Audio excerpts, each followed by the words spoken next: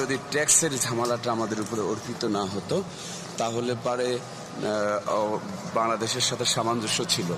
এখন যতটুকু জানা যায় যে বাংলাদেশের তুলনায় সৌদি আরবের স্বর্ণের দাম বেশি, তারপরও আমরা কেন এখান থেকে নেব?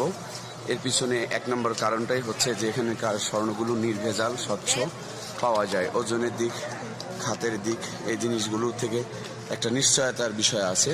সেই জন্যই বেলাল মসজিদ থেকে কেনাকাটা করে মানুষ। তো আমরা দখল ফে মসজিদ বাদিন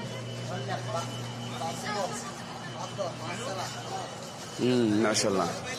তো বেলাল মসজিদের পাশেই মার্কেট বসেছে, সেগুলো উন্মুক্ত রয়েছে। আমাদের অনেক বাঙালি ভাইয়েরা দোকানপাট করেছেন।